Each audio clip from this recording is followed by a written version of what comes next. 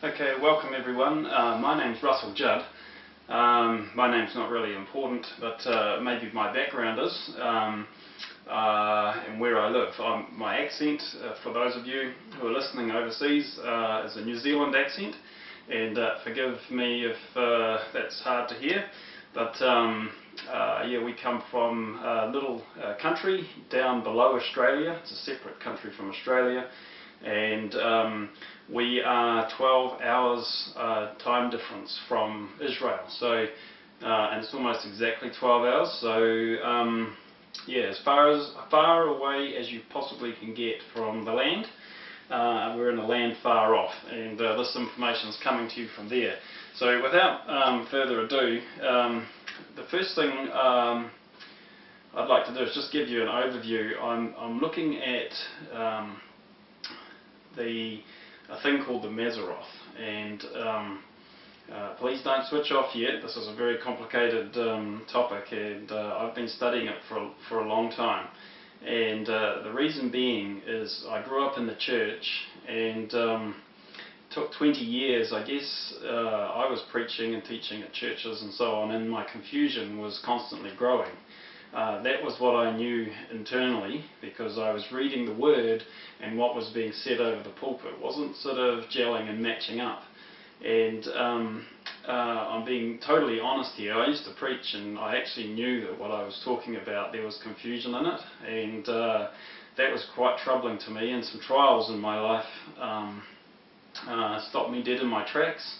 And essentially I didn't throw God under the bus at the time. I didn't question His sovereignty. I had to throw myself under the bus, because I knew that the confusion was my problem, and seeking the truth meant that I had to dig very deep, and I had to be very honest with myself about what I was thinking, doing and teaching. So it was just a very strange time in my life, and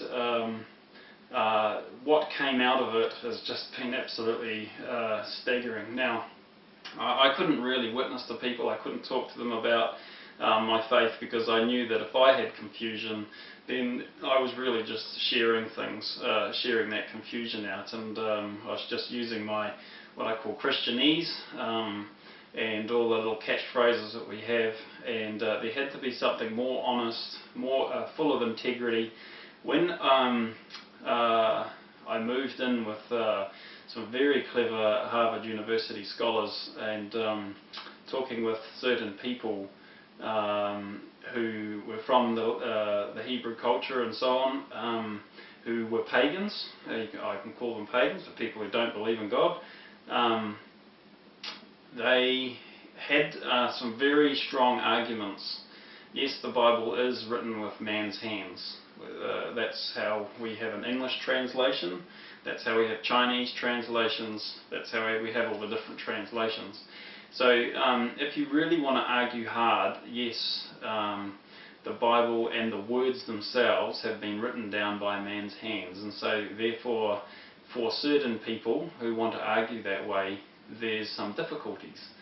So there has to be something, if God is God, there has to be something far more profound out there that declares His sovereignty, His power and His might for us to find. Now, I just have to make it clear here, I'm not really doing this video for people who want to argue, want to, for the sake of saving face or their own position. I'm not making this video for you. I'll just be straight out and clear about that. You can switch off now. I'm really seeking the people who need truth. It doesn't matter whether you come from a Christian background, a Buddhist, a Muslim, Hindu, whatever. I'd especially like to direct this video at the people who live in the land of Israel right now, and have kept some very interesting knowledge. It's the oldest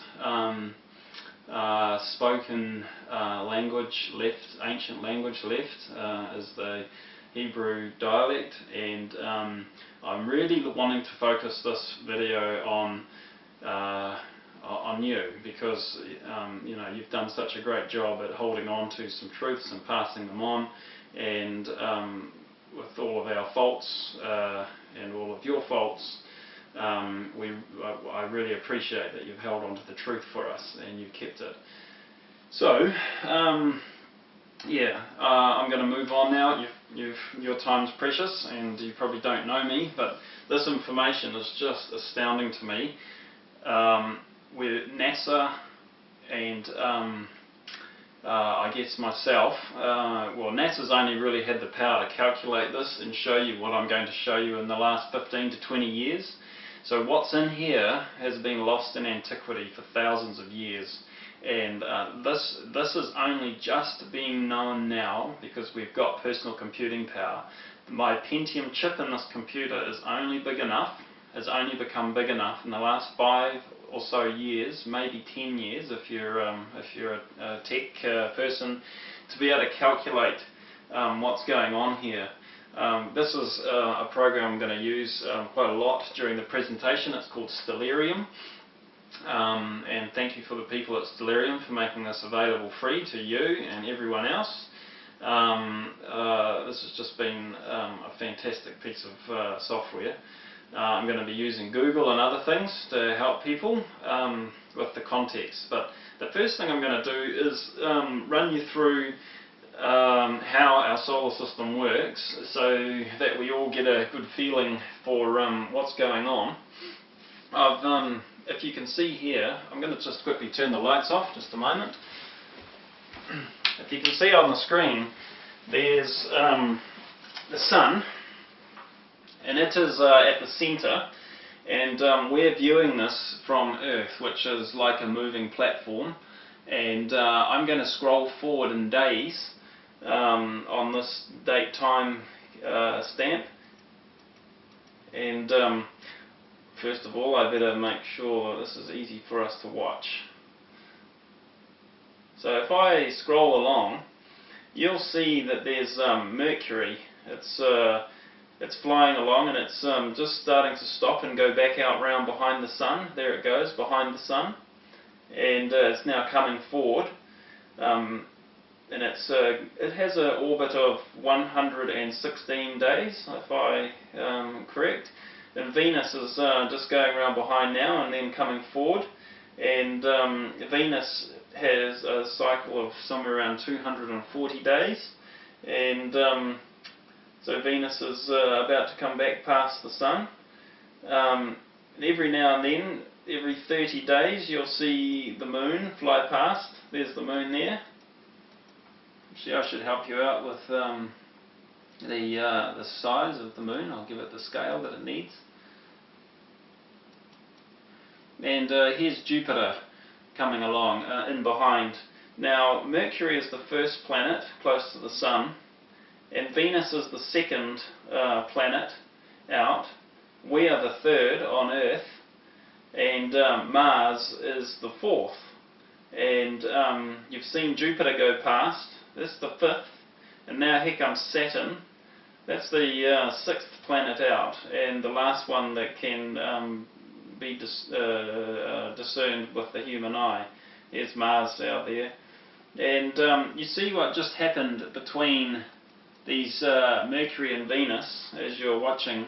It went into what you call conjunction, and that's when they come very close to each other, and they can appear as quite a bright star, a single bright star, and if it's viewed in the right time, in the right position.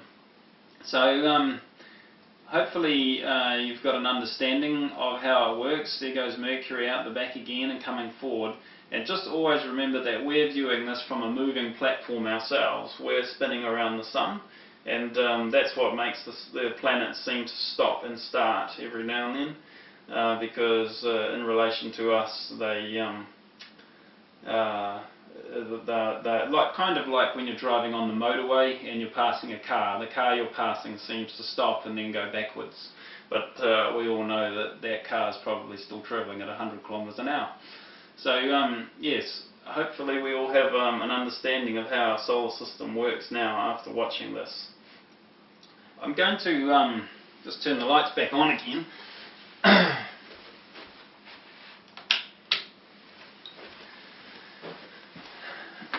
So I can read. Okay, so where do we? I just want to read to you now from Genesis 1. 1:14. I'm going to cover quite a few things in the Bible, so if you've got your Bibles, that would be fantastic if you could go and get them and follow along. And I'm actually going to turn to it all for you and read it, and I'm reading from the New King James Version. Okay, Genesis 1:14. Then God said, "Let there be lights in the firmament of the heavens to divide the day from the night, and let them be for signs and seasons and for days and years." Now, if we were to use some of the more original Hebrew language here, it would read, "Now let them be for flag posts, if you will, and appointed times." Seasons is actually moeds, or appointed times.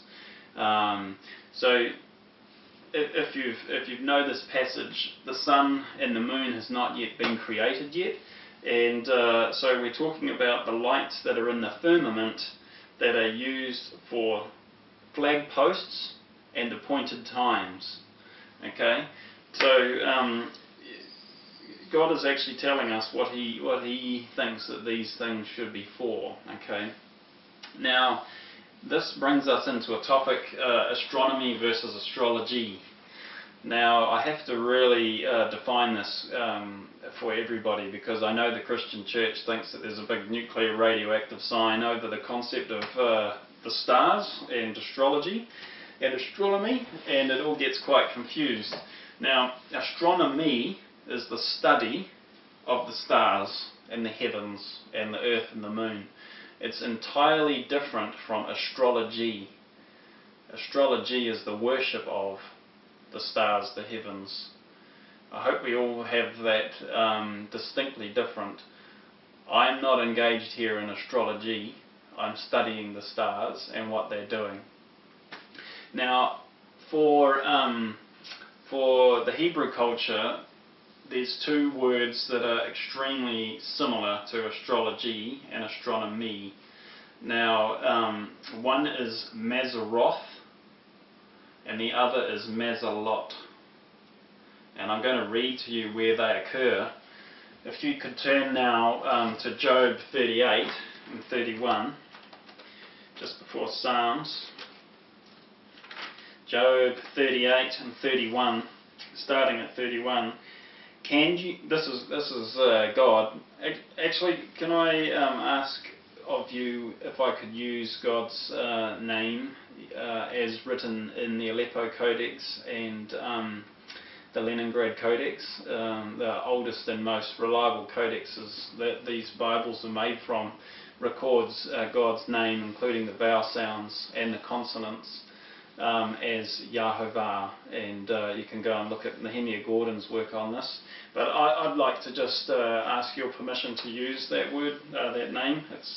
His name's Yahovah, and he asks us to use it. He's written it 6,368 times, and yeah, I'm going to use that word now because I think there's a lot of reverence involved in doing that. Now, Yahovah is talking to Job, and he's declaring his glory to Job and his friends, and he says, as part of this, "Can you bind the cluster of Pleiades, or loose the belt of Orion? Can you bring out Mazzaroth in its season, or can you guide the great bear with its cubs? Do you know the ordinances of the heavens, and can you set their dominion over the earth?" So this is Yahovah declaring this to Job as a declaration of his glory. He's saying, he says, "I, Yahovah, have created this. I've created Pleiades and Orion and the Mazzaroth." Now, the King James translators didn't know how to translate that word. It's still in the King James as Mazzaroth, and there's some speculation around its meaning. Some people think it means constellations and so on. I am actually not entirely certain as its meaning. and I'll have to just put that out there to you. But what I do know is very few people actually have a good definition of its meaning. My conjecture for you is that it's astronomy. It's the study of the stars, and the Mazzaroth is actually more than that. There's a story written in the stars, and I'll get onto the evidence for that more in a moment. But there's a story written in the stars that is highly controversial and is held by almost all major civilizations and still kept in some way to this day.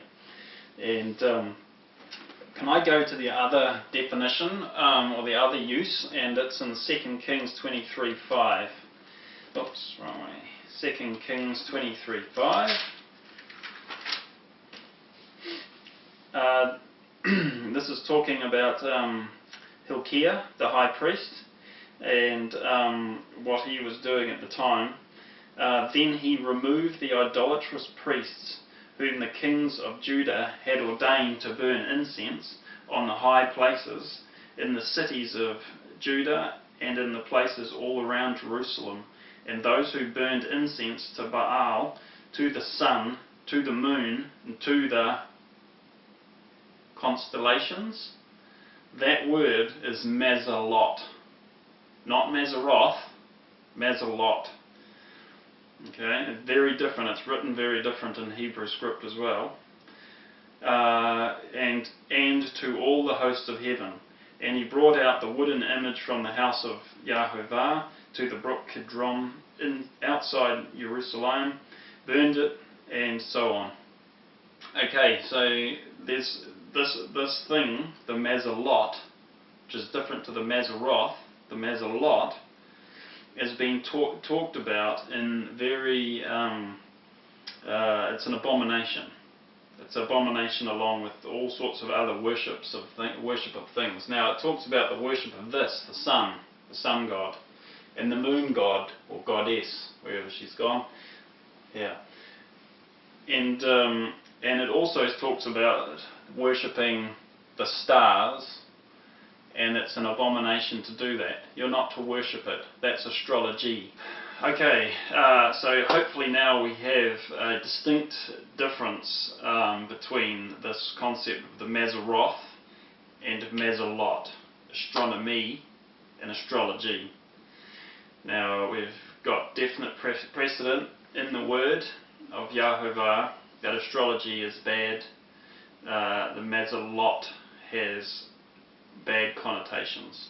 Okay, so that's not what we're doing here. For any of those people who want to keep arguing that, you need to go away and do some more research. What we're interested in here is astronomy and what the Mazzaroth is and what it does, because Yah is very interested in you, me, and every person on this planet understanding what it is. And this is conjecture as well, I like to state that, and if I'm involved in conjecture, just so that you're all clear and we're all being honest with each other, is it possible that if Yahovah says that he has declared the end from the beginning, that perhaps Adam got told a story about what the stars have to say, and then he passed that on to all of his children, Noah passed it on to his sons, and so on, down through the ages, to the point that anyone who went to bed at night when there wasn't electricity that shines upon us, they laid there at night and they looked up and they told their kids the story about what's in the stars, because that's all you can see if you can't afford oil or kerosene or olive oil for your lamps and so on. So it's only in very, very recent times that we've had TV and other distractions and roofs over our heads, especially in the Western culture, which distracts us from having known this story. That's why it's lost in antiquity, and we're trying to bring it back via what we know of it. Okay, so I'm going to now read you some passages that are very important in this journey. Can we now turn to Isaiah 48 and 3. It's Isaiah 48, 3. Let me go there. Isaiah 48, 3. Okay. this is Yahovah speaking once again. I have declared the former things from the beginning. They went forth from my mouth, and I caused them to hear it. Suddenly I did them, and they came to pass. Because I knew that you were obstinate, and your neck was as an iron, or it was an iron sinew, and your brow was bronze. Even from the beginning I have declared it to you. Before it came to pass I proclaimed it to you, lest you should say, my idol has done them, and my carved image and my moulded image have commanded them. You have heard, see all this, and will you not declare it? I have made you hear new things from this time, even hidden things, and you did not know them. They are created now, and not from the beginning, and before this day you have not heard them, lest you should say, of course I knew them. Okay, it goes on, and I'll talk about this passage in a moment. Keep reading, go down to a few verses on, 12 and 14. Listen to me, O Jacob, and Israel, my called. I am he, I am the first, I am also the last. Indeed, my hand has laid the foundation of the earth, that's what we're flying on here, and my right hand has stretched out the heavens. When I call to them, they stand up together.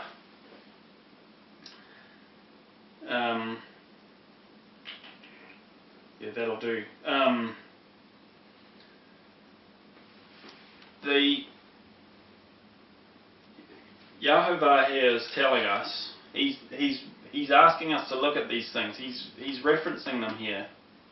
So you should be doing Mazzaroth. You should be doing astronomy. He's asking us to look into the heavens and see what he's saying here. He is talking about people saying, from the Sumerian culture, this is where we get the story.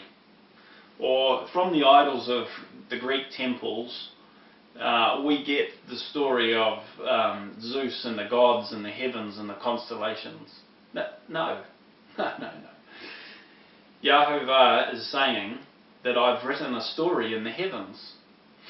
And I've put this stuff out there so that you will know the end from the beginning.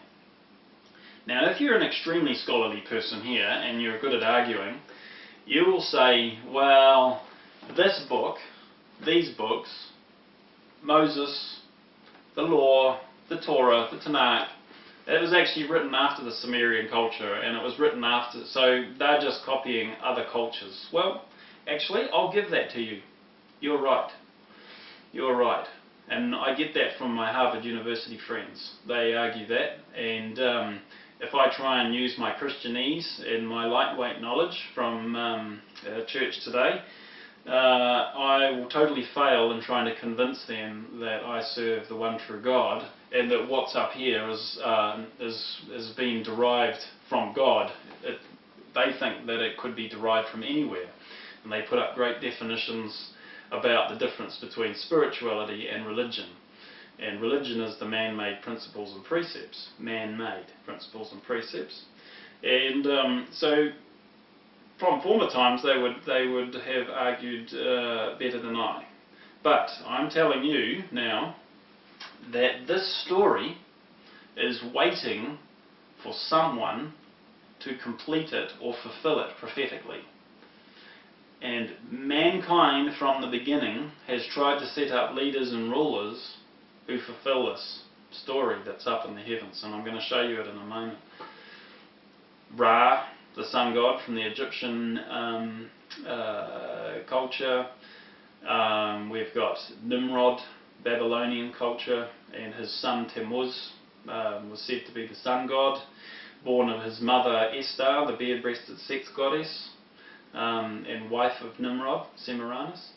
She came to Earth in a moon-shaped meteor and birthed Tammuz. And as we know, they were the ones who started creating ziggurats, or pyramid shapes, and on the top is a house of worship where God sits. Possibly the Tower of Babel looked like a ziggurat. We know that Quetzalcoatl from the Mayan culture, very similar, tried to fulfill or say that he was the sun god and fulfilled what was going on here and fulfilled the story that's written in the heavens. It goes on and on, the Caesars and so on. It's everywhere. It's throughout culture, throughout all cultures. Leaders and rulers are trying to say that they are God or their chosen one, and they are going back to the heavens or have come from the heavens. It's a reoccurring theme. Why would that be? It's because mankind is constantly trying to be God and set up their own gods and try to fulfill the story that's written in the heavens. And I'm going to show you later on in this series who the person is with definitive proof. Who is the one who holds the trump card that wins the hand? Who is the one who fulfilled the Mazzaroth, or the story written in the stars? Because today, with computing power and the Pentium chip, we are the ones, the people who have lived in the last 5 to 10 years, we are the only ones who can actually go back through history and find out who it was who fulfilled this. And I'm making this point, I'm labouring this point, to all of the different religions out there, Buddhism, Hindus, atheists, whatever. If you can fulfill, if your life can fulfill the story in the stars, and you can punctuate it and do the things that were prophetically declared while fulfilling the Mazzaroth, you're the winner. I know I'm not, and I know Ra isn't, and I know Tammuz isn't, and I know Nimrod isn't, and I know the Sumerian culture, none of them. There is one man who fulfills the story up here, to the minute, to the hour, and to the second, and the probability of doing so is in the billions to one.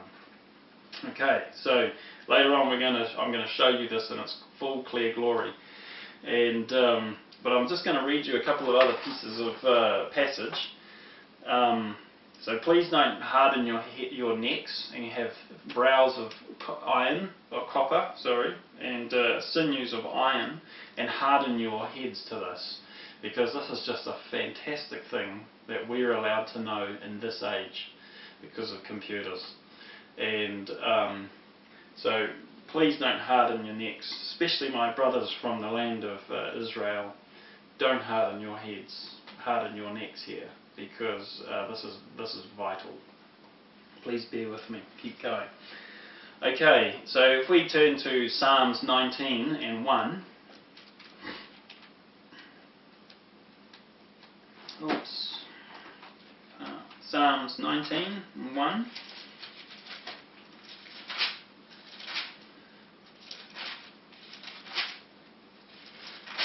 Here we go. The heavens declare the glory of Yahovah, and the firmament shows his handiwork. Day unto day utters speech, night unto night reveals knowledge.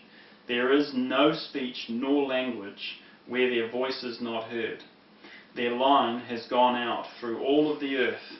Their line has gone out through all of the earth, and their words to the end of the world. In them he has set a tabernacle for the sun, which is like a bridegroom coming out of his chamber, and rejoices like a strong man to run his race. Its rising is from one end of heaven, and its circuit to the other end, and there is nothing hidden from its heat. Okay, it goes on. The great prophet Daniel, he's a great prophet as well. He is talking about the heavens declaring God's glory, and that's not just pretty stars up there at night. Oh yes, they're so lovely. That's like milk and babies. If you want to start devouring the meat that comes as an adult, then we're going to have to understand what kind of glory the heavens are declaring, and the handiwork, and that it's uttering speech, and that you don't even need to speak one particular language to see what it's saying or hearing. Do we understand this passage? There is no speech nor language where their voice is not heard. Their line has gone out through all the earth, and their words to all of the world.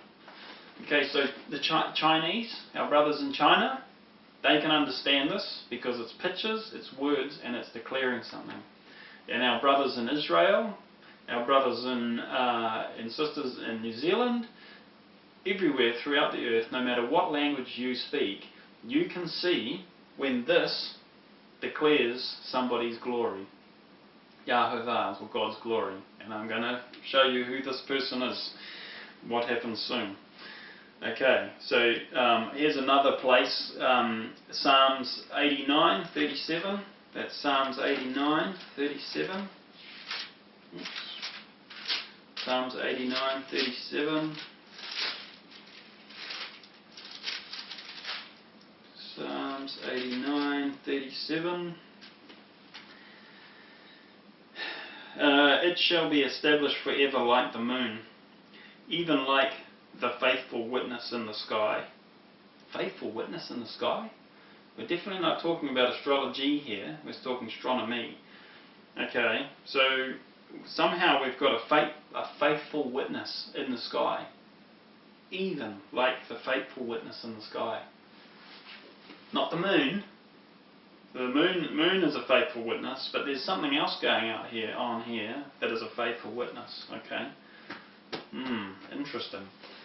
What about, okay, so from here on, we have lots of other verses and so on, and you can go and dig them out for yourself. Now a great sign appeared in heaven, da da da da. Where are you supposed to be looking? Here on earth or up there? Mazzaroth. Okay, so we have a lot of this going on in the Bible. In fact, it's almost on every page there are references to it if you know what you're looking for. And if you don't know what the Mazzaroth is doing, then, okay, so you might get lost in some of this words, and you may not understand books like the Revelations of Yeshua. That's another name I'm going to use, if you would permit me, as his name's not Jesus. There is no J in the Hebrew language, and the letter J was invented about 600 years ago. And Yeshua means God saves us. So that's his name, that's what's written, and that's what I call him. Feel free to use whatever word you like to use, but yeah, I'm using Yeshua instead of Jesus. Okay. I just want to show you on this program, we can put in these things. First of all, on this program, I'm going to put in the sky, and I'm putting the land. Down here in the bottom corner, you can see that I've placed myself in Jerusalem, or Jerusalem. Don't worry about the date timestamp for now. That's what it looks like to us. Because I'm 12 hours ahead of Israel, we're looking at around about 3 o'clock. 3 o'clock in the afternoon. Okay, no, sorry, 5 o'clock in the afternoon. What am I saying? 12 hours. 5 in the morning, sorry. Rises in the east. The sun's rising in the east. Okay, yeah, 12 hours is 5 in the morning. So when I take away the atmosphere, we get to see the stars in behind the daylight, and I can take away the earth to get a better picture of what's going on. Now if I run through, like I was before, and just roll the days, you'll notice that there are some pictures. There's a set of scales there, of balances, and a scorpion, and then there's the bowman, and what they call the water goat. The sun passes over, and then the water bearer, and then there's the fish tied together, and here comes a lamb or a ram and a bull. That little cluster of stars in the middle of the bull is called Pleiades, and Belt of Orion is down below him. There's the twins, referenced in Acts as being the figurehead of a boat. There's the crab, the lion, And we're back to the Virgin again. Now, why? You've got to ask yourself, this what they call the ecliptic. The word is the ecliptic. It's the plane at which all of the planets rotate around the sun. Well, there's 12 pitches that travel in behind that ecliptic. So if we just stop here on the Virgin, some call Virgo, and in the Hebrew culture Betula, all through history, certain women or certain people have said that they are the virgin that is birthing a child, or I am birthed of a virgin. Why are they doing that? Why is everyone trying to compete for that title? You have to ask yourself why that is. And yes, it may be that it may be that one culture like the Sumerians mentioned it. It also might be that the very first man was told by God, by Yahovah, what that little cluster of stars is all about. What this star here, the branch, Samak, is all about, and what these other clusters of stars mean. Now these ones out here, you can see this bird here for example, there's up to sort of around 88 different other star signs, and a lot of them are really what you'd call pagan. We do know from Job that Yahovah is declaring that what Pleiades means and Orion. He's already named those clusters and has given them purpose. He's named the Mazzaroth. Now the Mazzaroth is a story that relates to these 12 clusters of stars. And in the zodiac, which is actually a Mazzaroth or an astrology term, the signs of the zodiac, we've got other names for them, right? So Libra, Virgo, Leo, and so on. But there's a totally different set of names through many, many cultures for these. You know, we've all got to ask ourselves why the Māori in New Zealand refer to Pleiades as 6 women.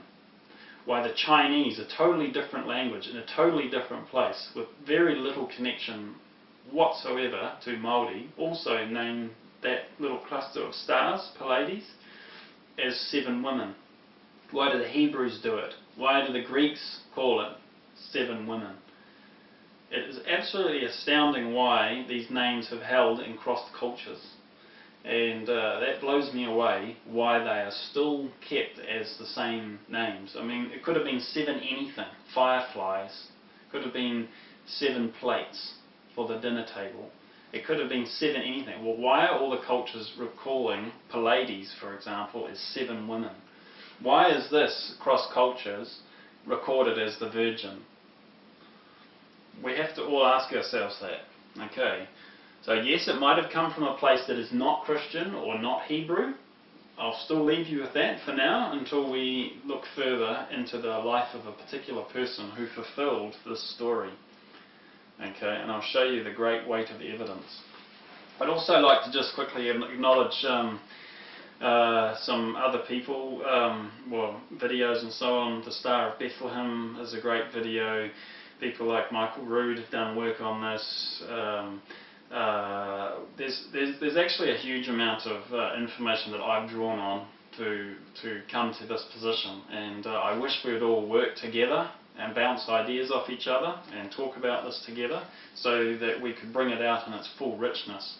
And I'm trying to do that in the best way I can at the moment for you. Okay, so we're going to start getting into the nitty-gritty of this. This is where it starts getting really fun. Okay, and we're going to look at how amazing this is.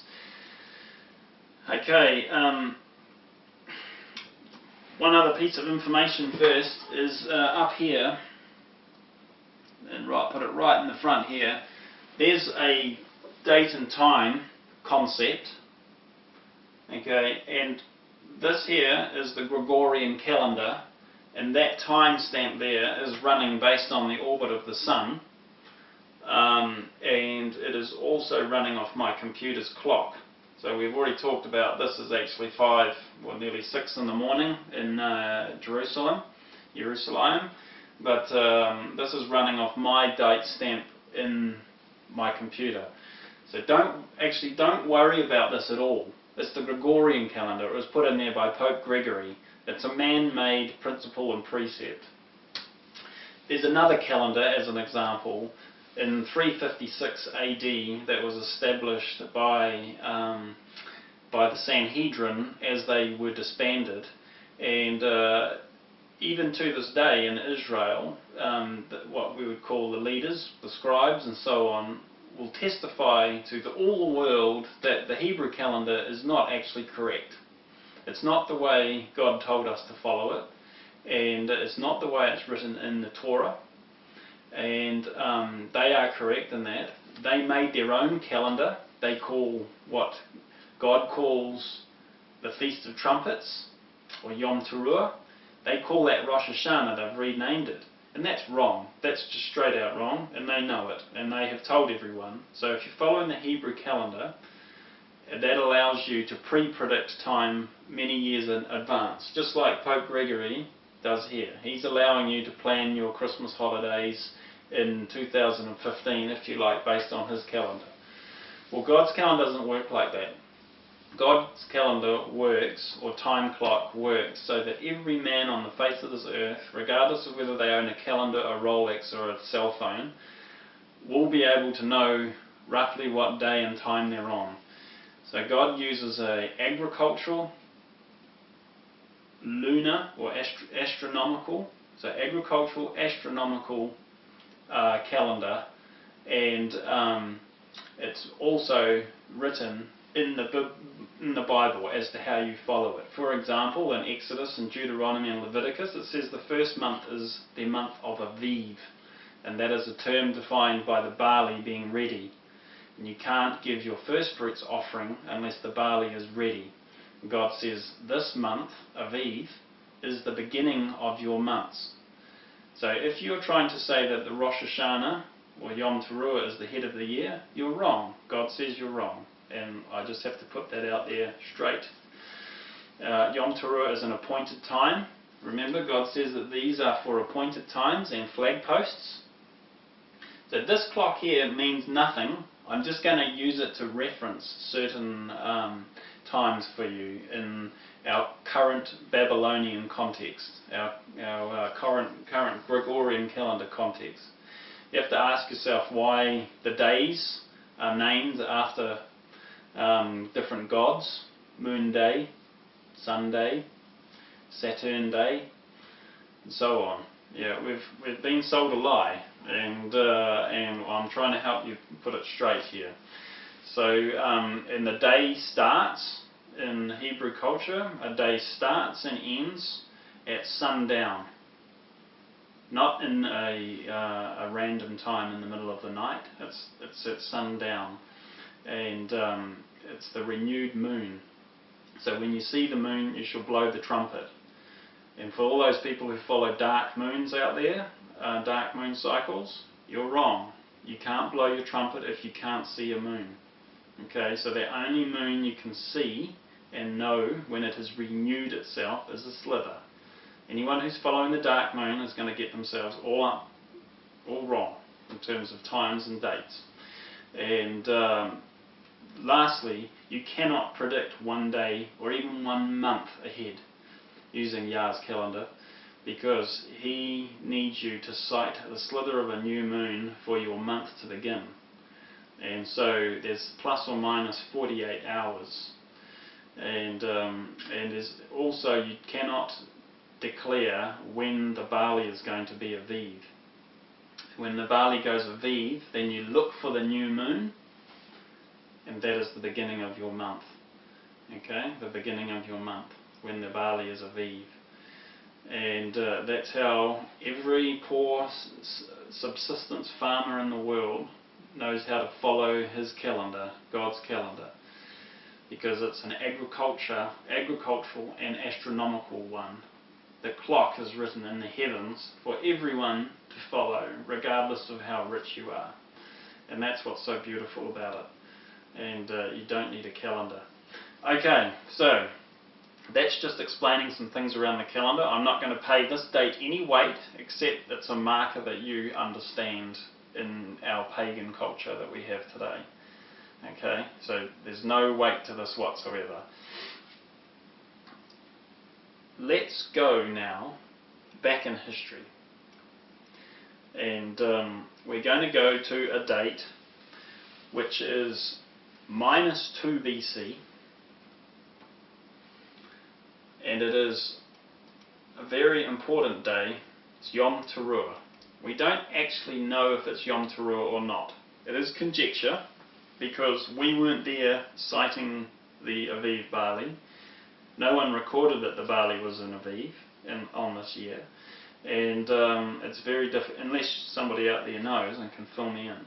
I don't actually know whether this is Yom Teruah, but it's highly likely that it is, because it's the right time of year and the sun is in the sky for almost the exact same number of minutes that it will be this year for Yom Teruah. So there's some conjecture there, but it's pretty close. So this is a day here. It's a very important day, but I'm going to wind it back 2 months so we can see what happens. And I want to watch this, Jupiter. We're going to focus on Jupiter, and we're going to watch what Jupiter does over the next few minutes, few days and months. So Jupiter is flying along, and everything's going as normal, and suddenly something becomes extremely prophetic. You notice if you were a person who watched the stars and followed the Mazzaroth story in its prophetic form, this particular thing that's happening in the heavens right here stops you in your tracks. And the reason being, well, the reason we know this is there are a group of people called the Magi, and they came from Babylon. And it's conjecture that they are actually the end-time prophet Daniel. They were his great-great-great-great-great-grandkids. And they'd been taught and passed on through the ages how to watch the Mazzaroth, read it and follow it, and to keep very close eye on what was going on, because they're waiting for a person to turn up on earth who is very important. And when they see this, when they see Jupiter pull up inside Leo, they make notes about this. And this particular thing that's going on is hugely prophetic. Leo is the king constellation, and it was prophesied that one would come who was of the tribe of Judah, and he was going to be a king. Okay, and that planet, Jupiter, is known as the king planet. And there's a little star just below Jupiter on the screen, just here, and its name is Regulus. And Regulus is known as the king maker star. So you have got the king constellation, the king maker star, and the king planet, or king star is what they knew it as, have all come up together. But that's not really the profound thing. The profound thing is what's going on down here with Venus, and Virgo, and Mercury, and the Sun, and the Moon. This is fulfilling a prophecy, an ancient prophecy of the one who would come, that is the branch. And in Revelation, John, the revelation of Yeshua, in Revelation 12, reading from 1, now a great sign appeared in heaven. Oh, okay, so we've got to be looking in heaven to be able to see this great sign. A woman clothed with the sun, the moon at her feet, and on her head a garland of 12 stars. And being with child, she cried out in labour and in pain to give birth. Okay, this is what's going on right here in this picture. And this has stopped the Magi in their tracks. And I want to tell you why exactly, if you know what you're looking for.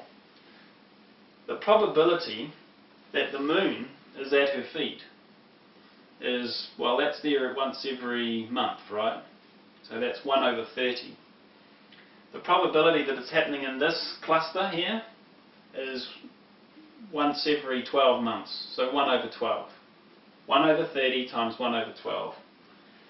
This has an orbit of 4,430 something days, so 1 over 4,430.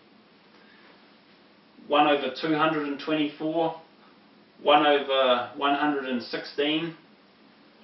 If you times all those probabilities together, this is 1 day out of 42 billion that this would be fulfilled. And if we divide that by 365 days, this happens once every 111 million years. This can be fulfilled. And that's staggering to me. But you could just say that it's a random thing being made up in people's heads, okay, that this is random, and that may be true, because but the Magi did set off. They did set off. They wondered, is this the thing that we've been looking for all of our lives? And I'm going to deal with how this becomes even more profound as we go on. But for those discerning out there, you're going to say, well, how can you see all that? Because the sun's up and you can't see the stars. Well, you're right. Okay, so we'll put in the land, and we'll show you what they actually saw. So over the last few months, they've been watching Jupiter come closer and closer. Every morning they wake up to do their morning observations, and then they do a set of evening observations.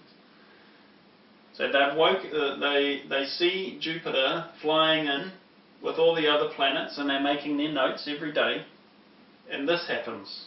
And that's in the morning. This is what they're waking up to, with the atmosphere in. You know that this planet here is known as the day star, or the bright morning star, and so that's sitting right on Venus's shoulder, or the Betula's shoulder. So they're making these recordings before the sun comes up. You can still see it, and a few minutes later, it gets too bright for us to see anything. Okay, so the recordings stop. But they have seen that all of these planets are in place. They would have seen Mercury as well. So now we forward on during the day, and they're quite excited because remember this is Yom Teruah, and they're waiting to sight the slither of the new moon so they can blow their trumpets. You can't actually see that moon because you can't see the moon in the day when it's just a slither. You have to wait for the evening. And as the sun goes down, they get an opportunity. Can you see it here? You get an opportunity when the stars start coming out to see a slither of the new moon. Okay, so there's the moon, and you'd be blowing your shofar or your trumpet at this point and celebrating, and it's highly, highly likely that if the Magi knew what to look for in the Mazzaroth and had been trained to do so over the years, they also would have known the appointed times, the 8 feasts. So they would have been celebrating Yom Teruah that day, and it would have been cause for extra celebration, and they would have all been talking about what they'd seen over the last few months as Jupiter pulled up into the constellation, the Lion, the tribe of Judah, and up next to what we call Virgo or Betula. So they would have been very, very excited about this day. And around the party that night, after the blowing of trumpets and so on, they would have been discussing plans as to whether or not they should or shouldn't get a group of soldiers together to accompany them 1,000 kilometres up to Jerusalem, to see whether or not what they had just seen that morning was actually going to come to pass to be the birth of the Messiah, that they were the ones who were going to see this or live in the time when the Messiah was on earth. So it was very exciting. They probably drank a bit too much that night, and Okay, so let's just say though that the Sumerians had put this in everyone's heads, and it's still, 1 in 111 million chance. It may or may not be the one. That might not be good enough chance for you. So there's got to be a child. That child has got to do some pretty amazing stuff during their life, and that child's life has got to continue fulfilling the Mazzaroth. Okay, so just so you can see, I'm going to take the land and the sky away again, and we're going to go day by day over the next few months as they travel. And I'll just pull it back a couple of months so you can see what Jupiter was doing during the coming up to this day. So here we are again. We're having it pull up into lie in the tribe of Judah, and there's the day right here where Venus, the mother star, mother planet, is ordaining Virgo on the shoulder as the Virgin, and Mercury, the child planet or child star, is on her arm. She's clothed with the sun, and the moon was at her feet, right? And Jupiter, the king planet, is now pulling up next to the kingmaker star in line the tribe of Judah. So we keep watching over the next 9 months. So Jupiter's past Regulus, and for some strange reason it seems to be slowing down, and it stops. Did you know that happens? Well, that's actually a function of us on Earth and in relation to Jupiter and our orbits. And Jupiter comes back and it passes the kingmaker again. So that's twice. Once, twice, and it stops again. How does it do that, you ask? And then look, it comes back for a third pass. Third pass. So that's king constellation, king planet, king maker, king number, crowned 3 times. So if you're riding your camel across the desert with all of your soldiers, and every day you're making your morning and evening observations, and you are watching Jupiter go into retrograde over the King-Maker star, this is profound to you. It's absolutely astounding. Every night you're excited over the campfire when you pull up for the night. And if you notice, up here on this old Pope Gregory's timestamp, we're nearly 9 months on, and here comes Venus, the mother. And the mother pulls up right next to Jupiter. They're right there next to each other. Now this is going to be a really important moment, but what I'm going to do, now that I've explained how this is working for the Magi, I'm going to take you back again 9 months. Go back 9 months. Remember this? Okay. And I'm going to start reading to you. I'm sorry for all those people out there who come from the Hebrew culture and think that the Septuagint books are some sort of profanity, but they are a historical record, and it would be really great if you could just bear with me for a moment while I read from these books as to what was happening at the same time. If you will please come to Luke chapter 2, and we are going to begin the Christmas story. Now, I struggle to use that word because the word Christmas, the whole concept of December the 25th is just a nonsense. December the 25th is Ra's birthday, it's Tammuz's birthday, it's Nimrod's birthday. Every god under the sun wants to somehow have his birthday on the one of the solar equinoxes, and it's just straight wrong that Yeshua was born anywhere near that day. He was born on a very important Hebrew day, not a pagan day when we used to sacrifice babies to Chemosh by putting them in the lap of the stoked iron Chemosh, burning with heat so hot that it would incinerate the babies, while he was wearing his Phrygian cap. So why are we celebrating Yeshua's birthday on that horrific pagan date? And while I'm there, why do we even think that Yeshua's life has got anything to do with the bare-breasted goddess Esther, sex goddess? Goodness knows. Easter eggs are actually a symbol of the requests you make to Esther when you sacrifice your children, and you dip an egg-shaped object in the child's blood and put it on your mantelpiece for the following year. And it's just horrific that we even associate Yeshua with those pagan festivals.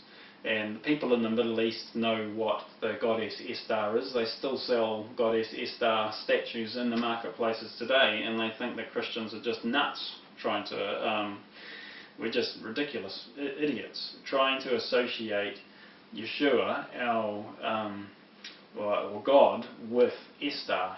There's just no connection. So anyway, what I'm trying to say to you is, you look at that date stamp up there, you look about what's going on. It's not his birthday. The Feast of Trumpets is his birthday. And if we go to Luke 2, right at this moment, Luke 2, chapter 2, and we know we have some other references. I'm not going to go into it here, but that talks about how there was a great decree went out from Julius Augustus that the world should be registered. The census took place while Quirinius was governing Syria. You can go and do your history on this, and you can find that these two dates actually line up quite nicely. And that's why those things are put in the Bible for you, is so that you can line up Yahovah's story, the story of Yeshua in the sky, the Messiah. You can line them up with other cultures, Syria's culture and the culture of the Romans in the day, and to see whether or not you've got the right days. Anyway, I won't go into that, but what happens right at this moment is that that Joseph and Mary are going down to Bethlehem. Joseph also went up from Galilee out of the city of Nazareth into Judea to the city of David, which is called Bethlehem, because he was of the house and lineage of David, to be registered with Mary, his betrothed wife, who was with child. So it was that while they were there, the days were completed for her to be delivered. Okay, so we all know what happened, right? She put him in a manger. Now, there were in the same country shepherds living out in the fields, keeping watch over their flock by night. And behold, an angel of the Lord stood before them, and the glory of the Lord shone around them, and they were greatly afraid. Then the angel said to them, "Don't be afraid, for behold, I bring you good tidings of great joy, which will be to all people. For there is born to you this day, in the city of David, a Saviour, who is Christ the Lord. And this will be a sign to you." A sign? You will find a babe wrapped in swaddling clothes, lying in a manger. And suddenly there was an angel. Suddenly there was with the angel a multitude of the heavenly hosts, praising God, saying, "Glory to God in the highest, and peace on earth, goodwill toward men." So it was, when the angels had gone away from them into heaven, that the shepherds said to one another, "Let us go now to Bethlehem, and see this thing which has come to pass, which the Lord has made known to us." And they came with haste, and found Mary and Joseph, and the babe lying in a manger. Now, when they had seen him, they made widely known the saying which was told them concerning the child. And all those who heard it marvelled at those things which were told them by the shepherds. Okay, firstly, did anywhere there was a star mentioned? No. The shepherds didn't see the star. That wasn't the thing that they were following. They were just told by the angel to go to Bethlehem to see the babe wrapped and lying in a manger. Now, I laboured at that point there about everybody being made widely known and everyone marvelling. Now, why is that? Have you ever asked yourself why that is? And I'll tell you why, and I won't just go to it yet, just now, but John the Baptist, as we know him in Christian circles, or Johannan ben Zechariah, because he's the son of Zechariah, Johannan ben Zechariah.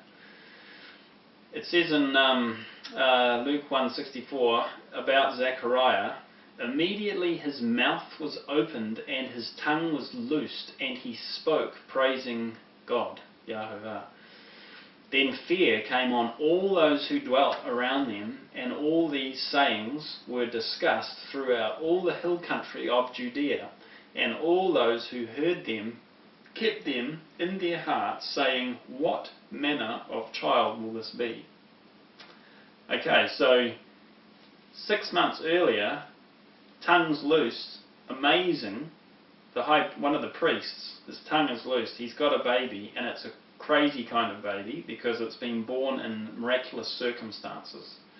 And there's miracles wrapped all around it. They were old when they had the baby, and this crazy thing with his tongue. And so that's why everyone was marvelling. What manner of child was this? 6 months later, shepherds, baby in a manger, angels. Now when they had seen, they made widely known the saying which was told them concerning this child, and all those who heard it marvelled at those things which were told them by the shepherds. Why? Because there's two possible messiahs at the same time in the land of Judea, and everyone is marvelling. So, right now, while this is happening, Mary is giving birth to Yeshua. While this thing is happening in the heavens, on Yom Teruah, we are seeing the birth of Yeshua. Okay, and a few days later, shepherds turn up to see Mary with probably pretty sore down below and a brand new baby. Mary probably kicked them out only a few minutes.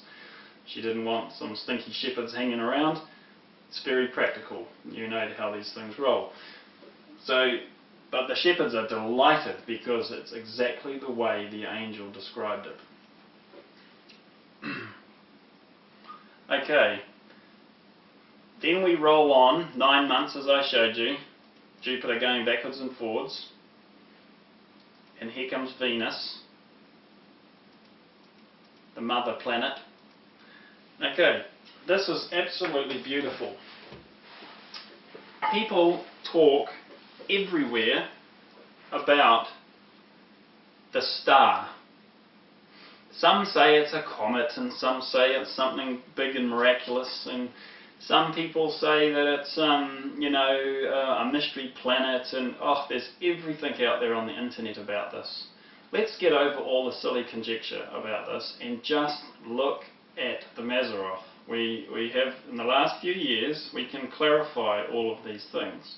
If you just put yourself in the land on the day and you do things in a very practical manner and you follow the Bible, the story of Luke and the story of Matthew, you follow it closely, it will lead you to the truth, and it's beautiful and it's very simple to understand. Jupiter, let's go in here and have a look. Jupiter and Venus come together in the heart of the King constellation, on the Lion. Let's roll this on a few minutes. Oops.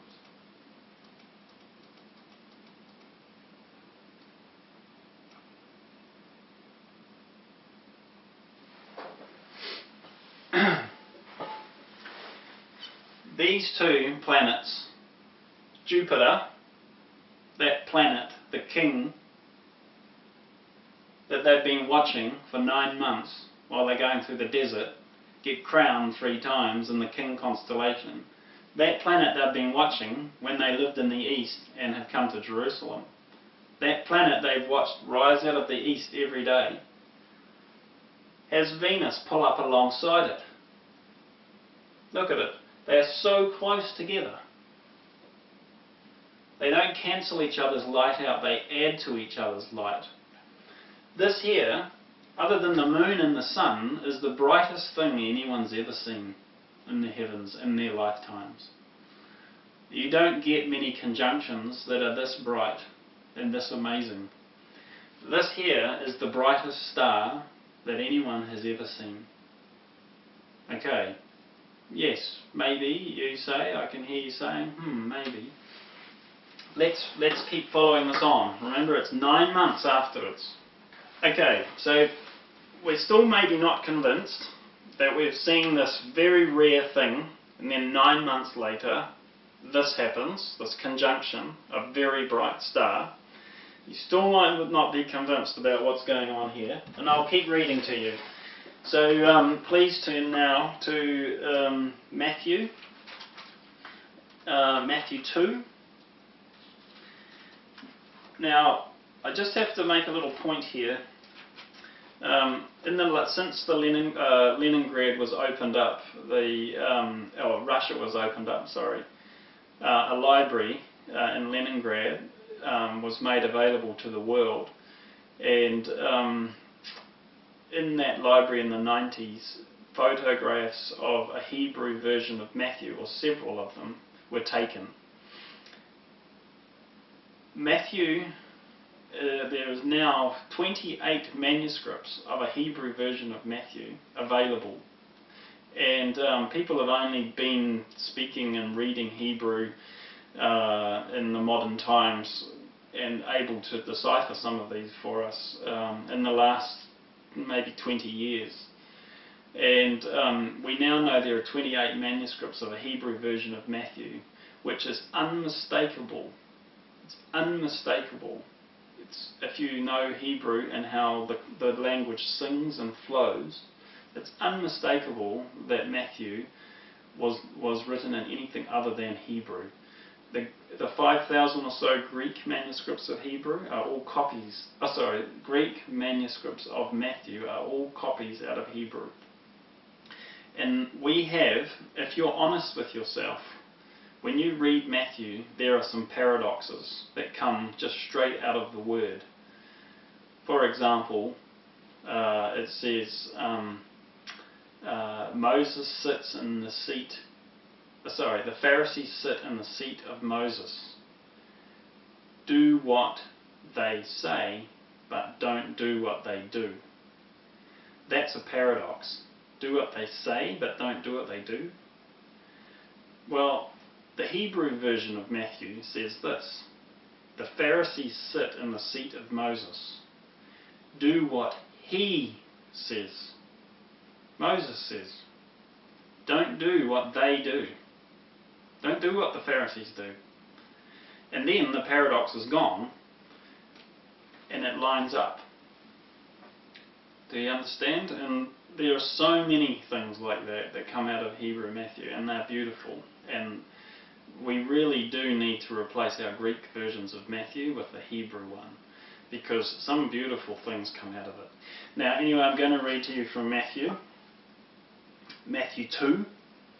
Now, after Yeshua was born in Bethlehem of Judea, in the days of Herod the king, behold, Magi, wise men, from the east came to Jerusalem, saying, Where is he who has been born King of the Jews?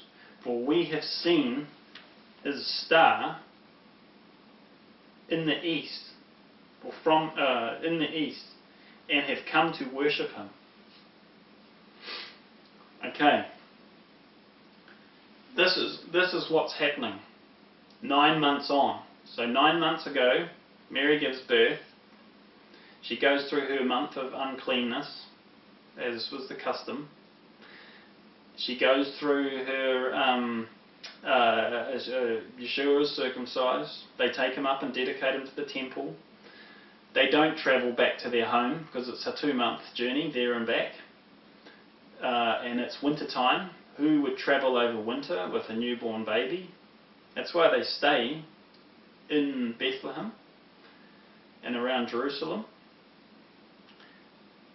They also, it is their custom to always go to the Passover feast and the spring feast, so they are waiting for that. Why go home just to come back again a few months later? You can see why they're still there 9 months later. Anyway, the wise men turn up and they start asking questions. Where is the one? And then it says, when Herod the king heard this, he was troubled, and all Jerusalem with him. Why are they troubled? Well, there's supposed to be two messiahs that people are all talking about this baby and the son of Zechariah. His tongue was loosed and so on. Everyone's been marvelling for 9 months about these babies. And then these very mysterious wise people from the east turn up with their big cavalcade of soldiers. Who knows how many wise men there were with them? We only think 3 wise men because that's the story we keep getting told every Christmas.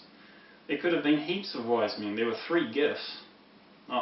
Anyway, see all the funny teachings we get locked into, and it doesn't actually come from the Word. So Herod is marvelling, and all Jerusalem is troubled because they've got a king already, and he doesn't like the idea that there might be another king coming in the land that the people might follow.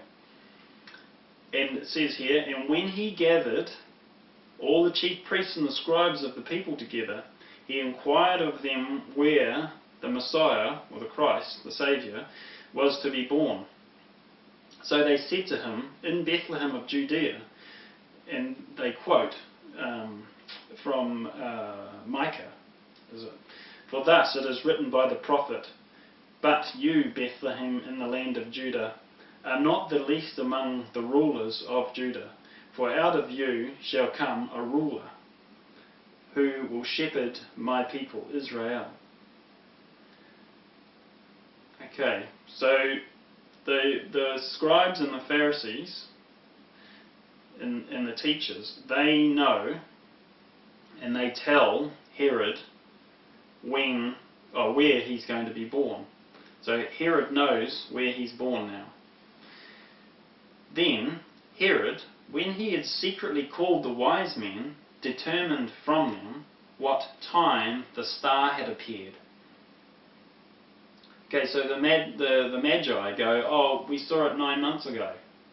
We've been travelling for 9 months, and we've been preparing and coming for 9 months.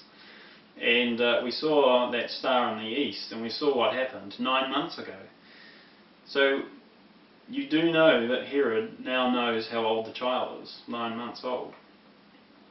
And you also know why, later on, he asked for his soldiers, his brute men, to kill anything that they see under the age of 2. Because soldiers don't really know the difference between a 5-month-old and a 1.5-year-old. So he just said, kill everything under 2, so we get everyone. Okay, reading on in verse 8. And he sent them, the wise men, the Magi, to Bethlehem and said, go and search carefully for the young child, and when you have found him, bring back word to me, that I may come and worship him also. Okay, let's go now to the land and have a look. So, this is Google Earth. Thanks Google, more free software. And up here is Bethlehem. Before we do that, I'll just show you this place just up here called Jerusalem. Bethlehem. How long do you reckon it takes to travel between there and there? As the crow flies, it's about 7 k's.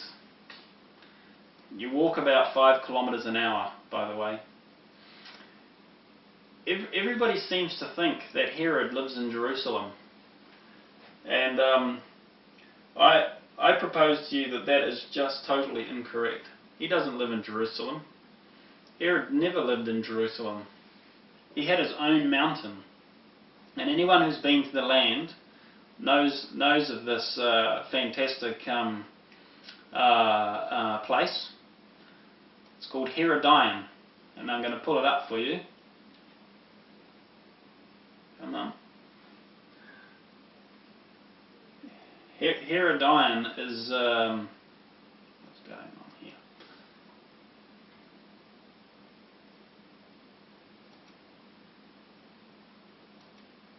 Herodion is a mountain. It's still there to this day, so you can go and have a look. And this is the inner the inner workings, the remnants of Herodion, where Herod lived. If you were to go there and have a look to this day, you would see something that looks like this. Some big man-made shape on the landscape. He made this mountain. I won't go into the reasons why Yeshua said standing by the temple mount, with eyesight or visual line to this mountain, why he said you could throw mountains into the sea. That's another teaching. But essentially this is Herod's mountain, this is where he lives, and it's no small, it's no difficult task for somebody to ride their camels 12 kilometres down this road to Herodion. So earlier in the week, Herod had asked the chief priests to come from Jerusalem down to see him and tell them where the baby was born. And so now he knows that the baby was born a couple of hours ride up the road here in Bethlehem. And then he summons the wise men down secretly. And the wise men tell him that they saw the baby 9 months ago. So the wise men make the journey down this road. And they probably arrive here for lunch, given the time spans. It's 12 kilometres. That takes you 2-3 hours on a camel. So they could have set off in the morning, they would have been there by lunchtime, they would have had a chat with Herod, and then Herod says, go and see him, worship him in Bethlehem. And so this is what they do.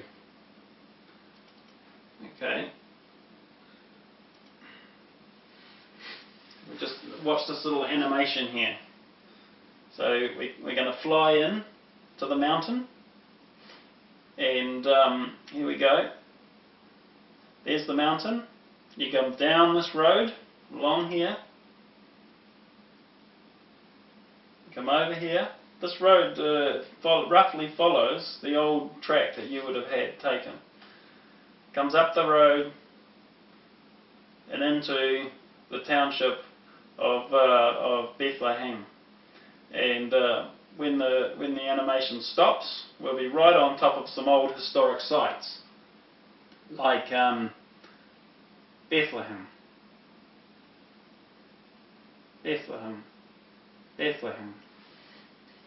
So this journey would have taken the wise men a couple of hours. If they got their camels ready again and all their soldiers ready again, guarding the gifts that they were bringing, and the 200 or so of them, just conjecture, go with me on this, set out and they travel from the Herodion to Bethlehem, they would be around 2-3 hours in the travel, 5 kilometres. That shouldn't have taken them more than that. So, what are we looking at here? If you have a look at this symbol up here, this is the compass in Google Earth. Okay? When you get into Bethlehem and you're following that road up here, let's just zoom out a bit. As you're following this road up here, this road right here, I'm labouring this because it's so cool. And you're coming up this ridge, the old ancient road. You're roughly travelling, it's not doing it for me. You're roughly travelling west.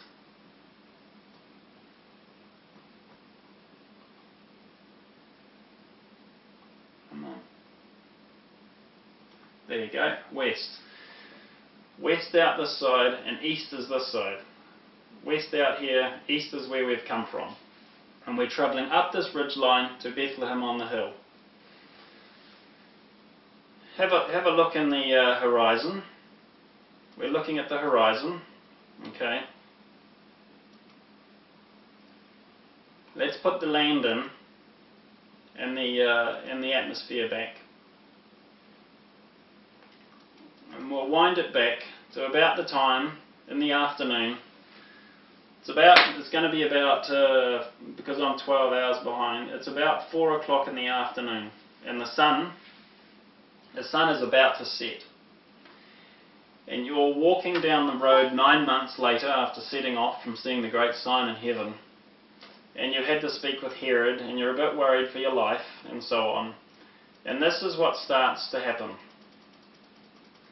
The sun is setting as you're riding your camel, after having lunch and so on with Herod. And the brightest star that you've ever seen in your life has formed in the sky. It's the conjunction of Venus and Jupiter. And it is following down to the horizon. You see this W? West. You see on Google Earth, we're looking perfectly due west as we travel up this road. And right about when they arrive at 6 in the evening, it's dark now, and they're travelling into town. They're following a star right to the horizon. And I'll read it to you exactly as it says. When they heard the king, they departed, and behold, the star, which they had seen in the east, went before them, till it came and stood over where the young child was. You don't even have to think up strange and unusual scenarios with shepherds and wise men and babies in mangers and so on. Because, look, it's right here. You travel up the road, that's west. The house, if you're travelling on this road, coming up this mountain, up the old path, you can see how that star is almost touching the house where the baby lives. It would be easy to see how that could happen, just as it says in Matthew. They saw the star, they rejoiced with exceedingly great joy. That star led them, Jupiter and Venus led them to where the king was. In the king constellation, king star, with the mother, the king and the mother, right there in a little house. It's just a beautiful story. But wait, it gets quite traumatic from this point. And when they had come into the house, they saw the young child with Mary his mother, and they fell down and worshipped him. And when they had opened their treasures, they presented gifts to him, gold, frankincense, and myrrh. Then, being divinely warned in a dream that they should not return to Herod, they departed.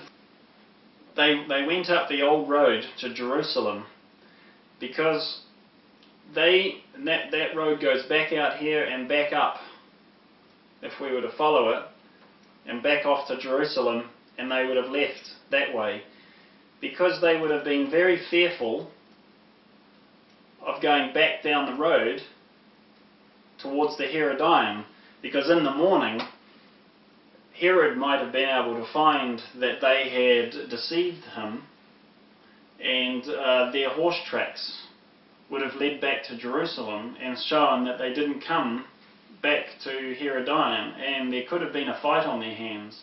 That's why they went via another way, because they didn't want to meet Herod on the road or for him to track them down. So they got a good head start on him. Okay, if we keep reading, the Magi were wise, and they took off another way. Now if we keep reading, now when they had departed, behold, an angel of the Lord appeared to Joseph in a dream, saying, "Arise, take the young child and his mother, flee to Egypt, and stay there until I bring you word, for Herod will seek the young child to destroy him." When he arose, he took the young child and his mother by night and departed for Egypt. And they departed for Egypt. So that same night, it's an action-packed night. It's not some still, quiet, silent night. This is a loud, get out of here, warnings, death night. Because the wise men have just taken off. Mary and Joseph and Yeshua are left with all the gold, frankincense and myrrh and a donkey. And they are warned in the night divinely and told, you've got to get out of here because Herod is hot on your tail. Because in the morning, early in the morning, then Herod, when he saw that he was deceived by the wise men, was exceedingly angry. And he sent forth and put to death all the male children who were in Bethlehem and all the districts, from 2 years old. There's that number. We know why, because the Magi had been travelling for 9 months. 2 years old and under, according to the time which he had determined from the wise men.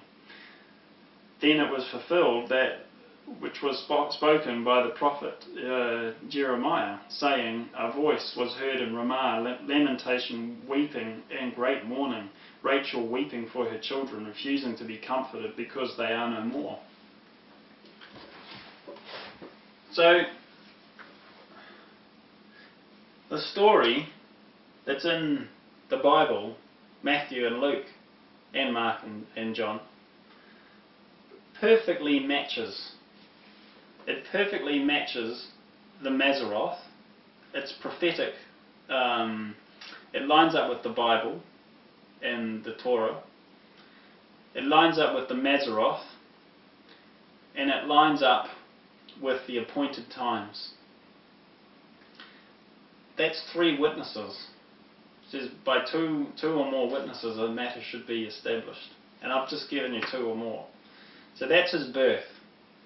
Let's just say it's a really, really unusual coincidence that the Word of God, including Matthew, Mark and Luke and John, and the Torah, and the Mazzaroth, lining up with the appointed feast days, Yom Teruah and so on. Let's just say that's a giant coincidence. Let's just say. Let's now take you to another really important date in Yeshua's life. This was his death. Now there are more, but this is just too rich to be able to cover off it for you in such a short series. There's so much information to talk about here, but some people are saying that Yeshua's ministry or his life is only around 31 years. Well, the Mazzaroth refutes that. Also, the Catholic Church has added years by adding verses in the Bible to make it seem like 70 years in 70 AD. The mantle was passed from God to the Pope and to the Roman Catholics. And that's just straight out wrong too, because the Mazzaroth shows that they're wrong, and they've put themselves forward too many years, so that Yeshua, by their reckoning, is dying when he's around 36. And the Mazzaroth proves that wrong. The Catholic sun god worship. I'm sorry, people, if you're watching from the Catholic Church, you've got yourself some pretty horrific pagan worship going on. And it would be great for you to come out of that deception like I had to come out of mine. So we're going to go to 32 AD on Pope Gregory's calendar. And we know that around about the month of March, April, May, we have a feast day called Passover, Pesach. And we also know that this man Yeshua was prophesied to be the Passover lamb.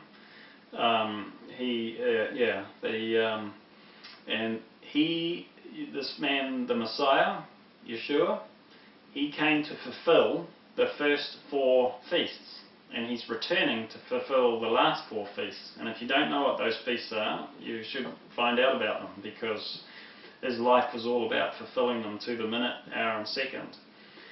So on this date stamp here, we know that around about that time of year we have Passover. So we would sight the barley of Eve, and then we'd see the new moon, and it says that then you count 14 days from the sighting of the new moon.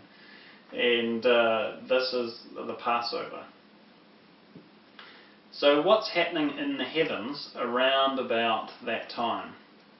Now I'm going to take away here the land so we can find some things.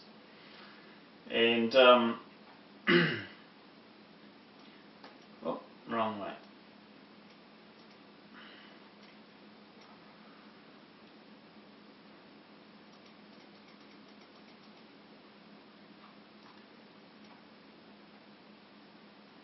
Just zoom in there so you can all see what's happening. This is profound. So roughly 32 AD, which is about this controversial time when this controversial man was controversially dying, round about 32 AD, which incidentally is around about 33 years after he was born on Yom Teruah. He's dying. And it does say that he was baptized when he was about 30. Okay, so his ministry, and I agree with people like Michael Rood that his ministry was around 70 weeks. But there was a time between his baptism and the beginning of his ministry, which is around about the wine, water being turned to wine at the wedding. He lived in the land of Naphtali and Zebulun, speaking to the lost tribes who were in darkness. And it says in Yohanan that he was there was he not there for many days? So he was there for a long time. It takes you a long time to build up a ministry when you don't have the internet and so on. So Yeshua, by preaching in the temple every day and in the synagogues every day, he built up a following. So it was quite easy to say to some fishermen, "Come follow me," and they dropped everything and followed him, because this was a famous man. It's like having someone famous in the world today saying, "Come and follow me and you can be my student." Because Yeshua had to build his fame the hard way, by teaching. And I won't dwell on that point, but I'll just continue to show you what's happening in the Mazzaroth. It says quite clearly that he was put on the cross in the 6th hour, and he died on the 9th hour. And the 6th hour is midday. And if you have a look at the clock, that's based on the sun's rotation, this part of the clock, not that part, this part of the clock, this is perfectly saying at midday he died. He was being put on the cross, sorry.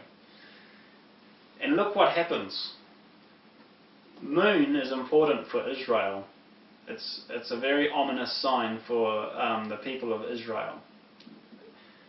And that's a people group, not a land. That's not a place. That's a people group. The blood red moon. The moon is being very ominous, and look at the star sign that it's in, or the Mazzaroth picture that it's in. Yeshua is being killed, and Israel is in the balance. It's being judged. You see that? That's absolutely profound. Now, I'll show you another interesting little thing. This is just quite nice. This is what God and the angels were probably seeing. I've now put myself on the moon, which you can do in this program, and I'm going to search for the earth.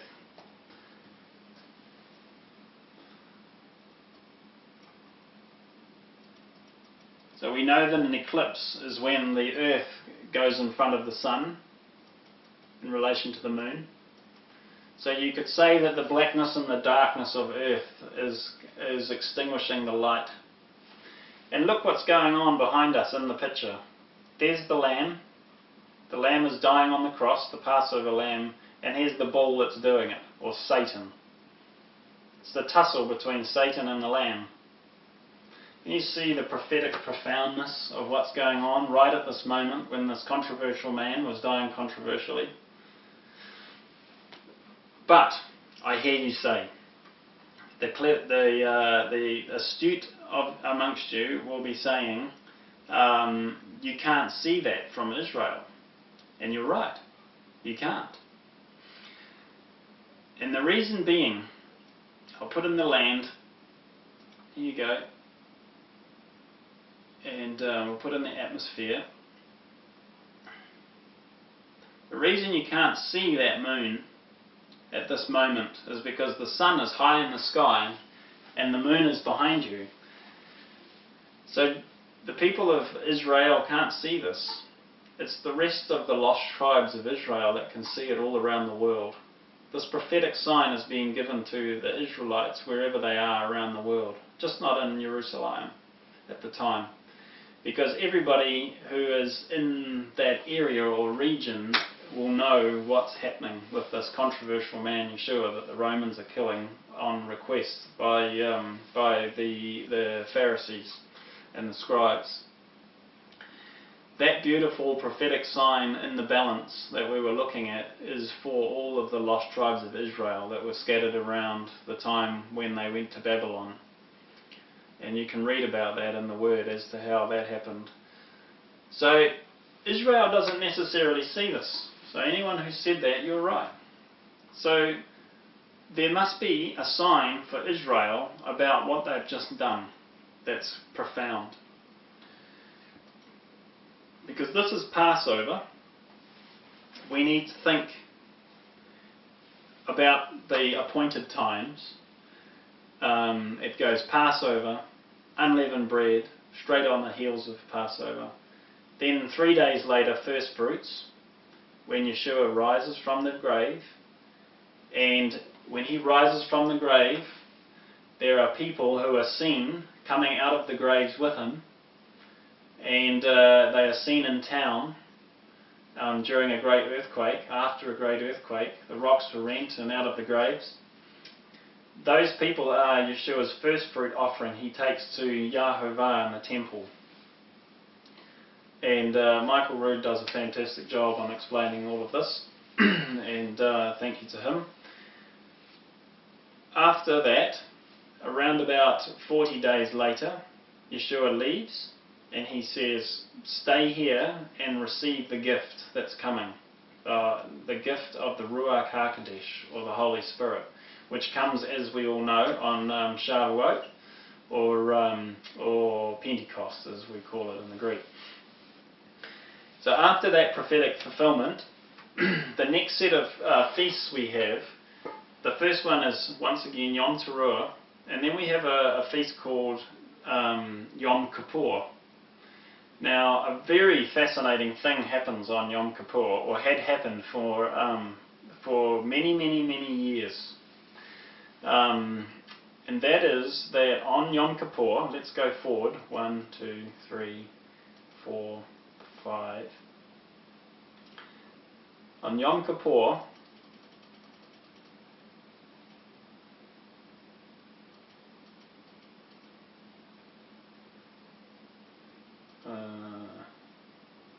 round about, I wrote it down, Yom Kippur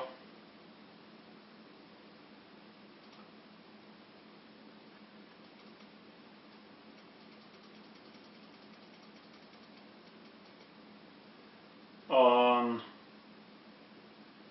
8th.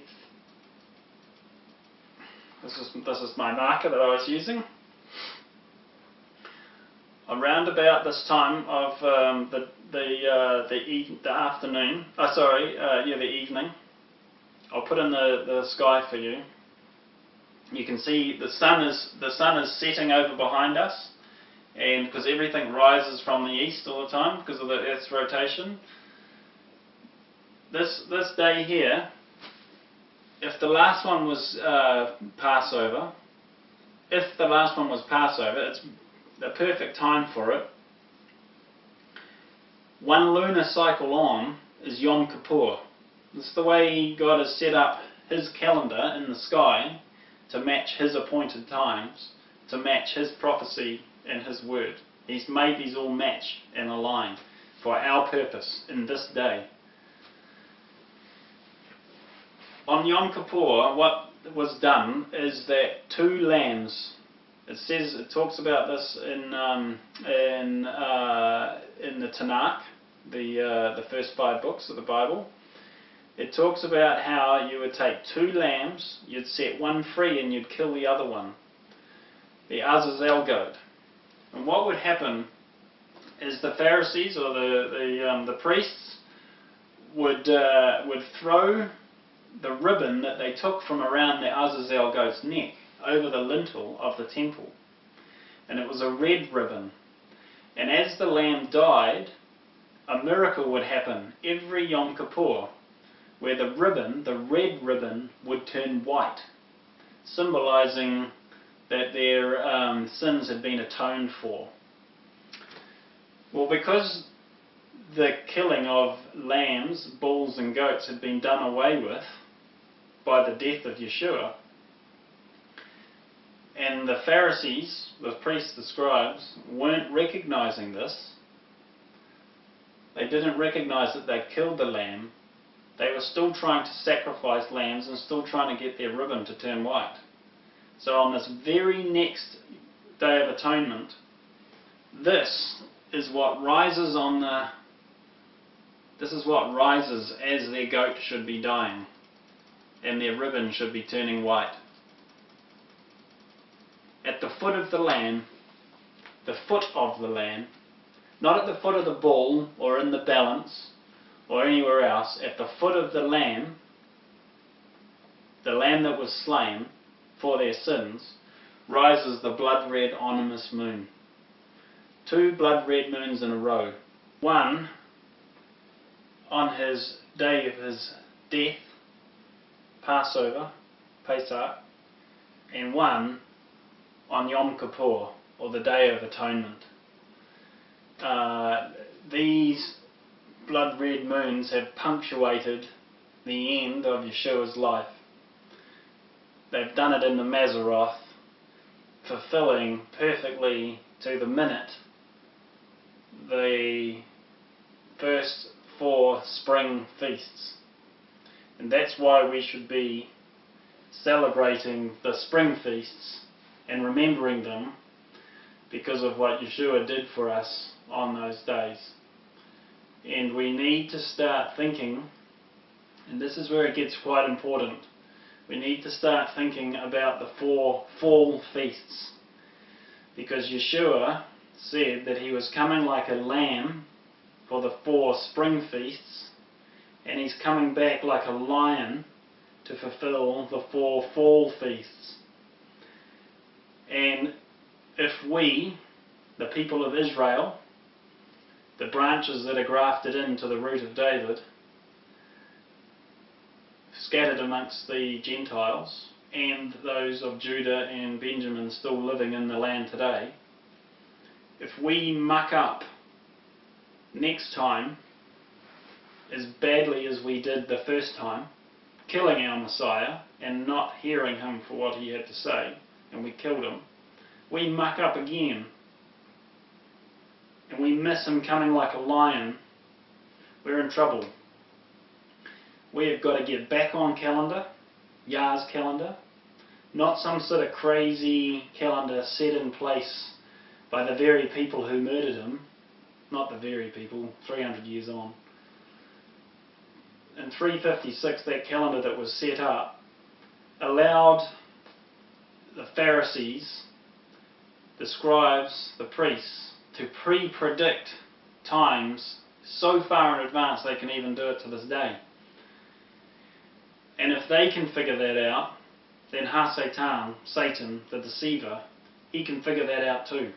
He can use your calendar, use the Hebrew calendar, just as well as what the Pharisees could in those days and today.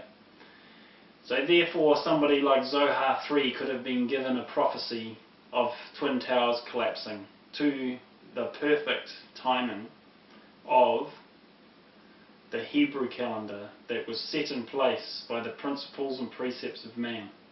And that's why the deception in the Talmud is so great, and why the man Yeshua spent so much time trying to tell us, the people of Israel, not to follow the oracles of the Pharisees, because they are deceiving and they are letting us be deceived into a position currently that has some dire consequences. Has Syria, a war in Syria, Egypt and so on, and a land, Israel. People are deceived everywhere. The Christian church is in absolute chaos around prosperity doctrine and cheap grace, cheapening the grace of what was done here. Have got no idea about the feasts that were told they should keep them as an everlasting covenant. They should keep them every year. You must do this. This is what Yahuwah said. Because this is how important it is, and they will be found sleeping when he returns as a lion. And he specifically says to the Christian church that if you are found in this position, you might be cast into outer darkness as one of the morose virgins, to use the actual words. And we need to wake up, all of us, Hebrews, Hindus, Buddhists, Christians, the lot. Because if you can't see the statistical probability, the beautiful picture that was written in the heavens, the statistical probability that one man could have his life punctuated like this. From the very beginning, before any of us were born, even Adam was born, Yahuwah made the heavens, and he made it to punctuate a man's life, the heavens, the Mazzaroth, to punctuate to the minute, to the day, to the hour, to his moeds, his appointed times. He made that thing to punctuate his son's life. And there's no Sumerian, Inca, Mayan, their calendars, their kings, their rulers, no Zeus, no Greek, no one has ever been able to do this, have their life be punctuated by the heavens in such stunning fashion by a story that has figures kept across all cultures. There's virgins in every culture up here in the sky, 7 women, so on and so on, lions up there. It's absolutely stunning to me, and the fact that it matches the Talmud, the Tanakh, the Torah, those beautiful books, the foundations of Christianity, and then on top of that, the Septuagint. The Brit Hadashah, the new books, the renewed covenant books. To have his life punctuated by those stories that are in here, despite their translation errors, to have his life punctuated like that is absolutely stunning to me. There is no other man who managed to make his life do that, and that is because he is the Son of God. And it is just astounding to me. So, given the fall feast are coming, you can watch people like Mark Blitz and so on talk about a tetrad event. NASA calls it a tetrad event, where you get 4 blood red moons in a row. And these blood red moons that come rising up like this for us to see, if they happen and you get 4 in a row, that's not actually an unusual thing. A tetrad event happens now and then. The absolutely astounding thing is when tetrad events fall on feast days, because that means Yahovah had to get his barley in Aviv at the right time, and he had to get that matching the Mazzaroth, and he has to get it matching the sun and the moon. And he also has to get it to match what he's promised in prophecy and in his word.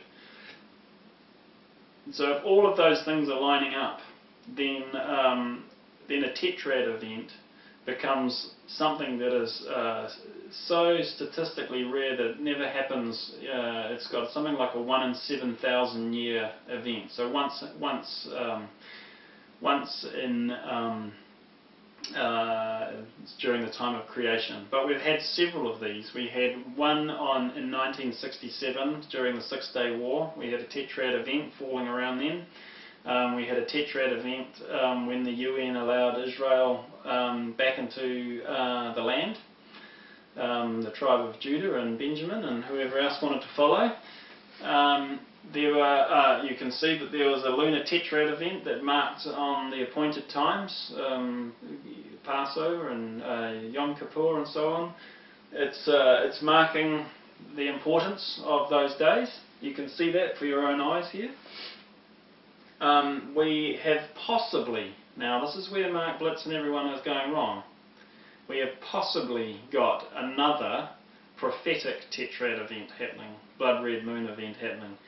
Because in 2014 and 2015 we don't know what day the barley will be Aviv, and we don't know how to sight the slither of the new moon.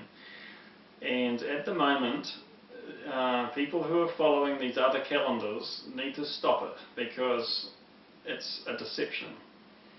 And it's probable, it's likely that those blood red moon events are going to fall on Yom Kippur and so on, and Feast of Trumpets and so on.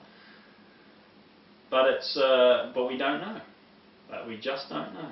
And we won't know till we get there, and that's the way Yah's planned it, so that Satan can't play silly games with us. And those who are deciding to watch and keep the appointed times like we were told, they won't be in darkness. You know, Yeshua said, I am coming on the day. What day? I am coming on the day. What day did he say he was coming on? What is the day that Hebrews call the day that no man knows the day nor the hour? What is that day called? It's the Feast of Trumpets. Because you don't know whether you're going to see the slither of the new moon rise. So they say it's a 2-day feast. If you're not keeping the feast, you'll be caught. You'll be caught unawares.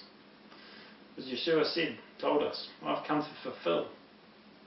He said, I am the telos of the law. Not the end, I am the focus. I am the purpose of the law. I am where you're looking to. Telos, telescope. To say that he did away with the law is an absolute lie. And we need to know that we should be following those feasts, and that his blood has bought us some time. That's called grace. Some time to get our lives right and in order, and washed and cleaned and following him. That's what his grace is for. And let me show you what happened.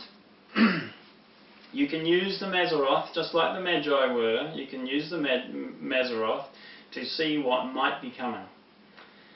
And if I take you to 2011, just as an example, we saw this coming. We go to Yom Teruah. It's about the 30th, I think.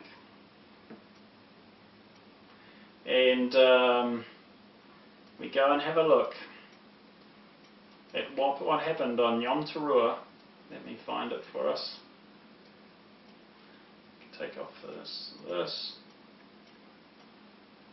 we go.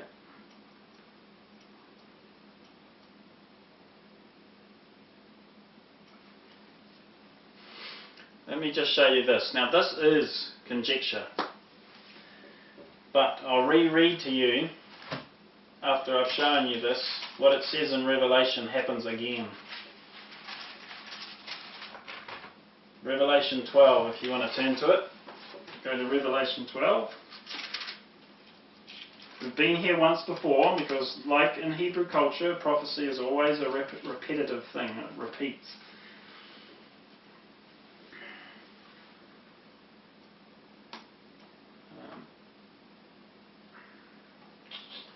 You can see on the screen, the moon is once again at her feet. Venus, the mother, is with child. There's the child. Mercury's back on her arm. She's clothed with the sun. Okay, so we've got a repeat of this. 2011 Yom Teruah. We know that was Yom Teruah because we have been following the barley thanks to Nehemiah Gordon in the land and his Aviv search. And I'll note to you, Mars is up here. Mars is known as the war planet, and we'll follow this pattern. Okay, remember what it said? Now a great sign appeared in heaven, a woman clothed with the sun, with the moon under her feet, and on her head a garland of 12 stars. So this is known as the garland of 12 stars, or a crown, a king, crown of 12. With the moon under her feet. There's the moon again, and it's once again a slither. And on her head a garland of 12 stars. Being with child, she cried out in labour and in pain to give birth. And another sign appeared in heaven. Behold, a great fiery red dragon having 7 heads and 10 horns and 7 diadems on his heads. He drew with his tail a third of the stars of heaven and threw them to earth, and the dragon stood before the woman who was ready to give birth and to devour the child as soon as it was born. So if you're on the island of Patmos, and your name is John, and you're stuck there in a prison writing Revelation, the Greek culture that you're writing to when you say the one that devours children, you're talking of Kronos, the god Kronos, or Saturn, Satan, the one that devours children. In Kronos, it was predicted that he prophesied that one of his own children would overtake him. Okay, so have a look here. Who is in the womb, standing before the womb, waiting to devour the child? Saturn, Satan, Kronos. This is very clear as to what's been spoken of. However, this could be conjecture, and I'm just putting it out there because I'm not such a wise man. But I am noting it like the wise men did, and I am looking out for something happening in the world.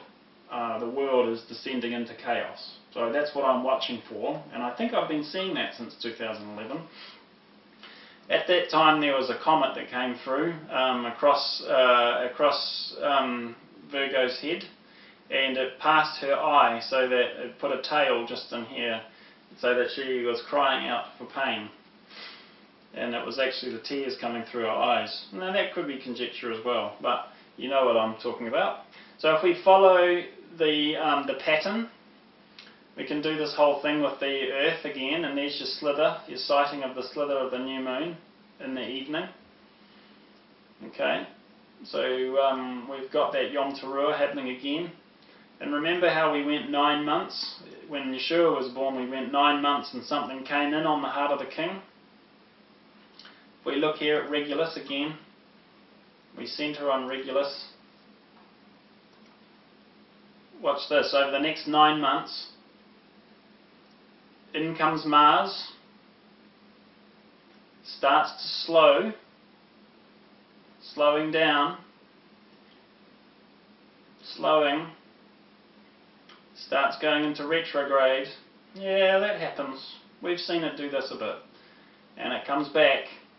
It's not happening in the crab, it's not happening anywhere else. This is happening in Leo, or the lion, the tribe of Judah.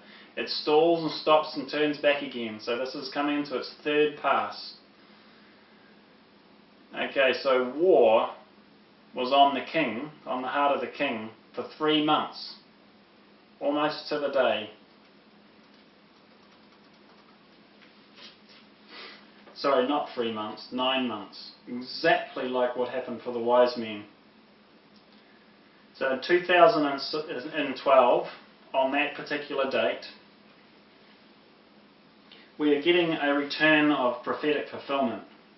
Now, if you are wise and you're watching what's happening in the world, you can see some parallels. Keep watching, people, because this is happening to us right now. And it's possible we're in the straits of Jacob's trouble. Look at what's happening with the war in Syria, with the American people, the government, and so on. With Obama and what's going on in the world. He deceives the whole world, and he was cast to earth, and his angels were cast out with him. And then I heard a loud voice saying in heaven, "Now salvation and strength and the kingdom of our God and the power of his Christ have come, for the accuser of our brethren who accused them before our God day and night has been cast down. And they overcame him by the blood of the Lamb and the word of their testimony, and they did not love their lives to the death."